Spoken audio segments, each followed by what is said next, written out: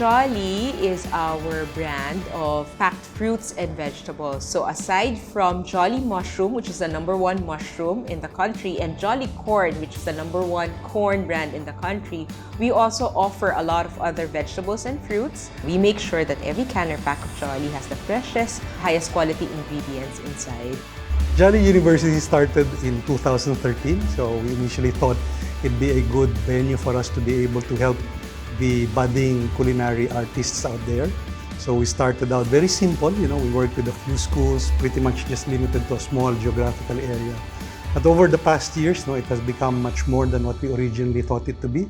We are now on our 5th year, and I must admit that we continue to be very happy in terms of the participation of the students, the participation of partners, the support of media, the support of all the enthusiasts of the culinary craft.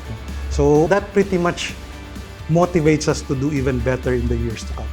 The intent really that we have is to be able to be a strong support to the students who are taking up this particular craft so that they can learn holistically how to become the best professional that they can be. My inspiration is my family, lalo na yung mom ko. Kasi siya yung lagi nagluluto sa bahay.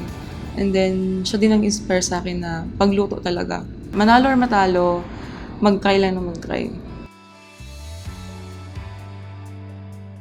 I was shocked. I was not really expecting it because nag-prepare po para mag-pack up paalis. Tapos tinawag yung pangalan ko, tapos sabi ko, ako pala yun. Yun lang po yung nagulat lang ako. On the day of the competition, you have to focus on what do you need to do, your timing, and your execution. That's what gives you the advantage to the other competitors. It inspired me to cook more and to practice more so that I can attain my goal. To become one chef, you have to take step by step, even though na konti-konti siya, but still, you always move forward. So as we move forward to make JU even more relevant to the current and future chefs of the Philippines, we commit ourselves to continue to find ways to make it exciting, innovative, a good learning experience that we can share with everybody.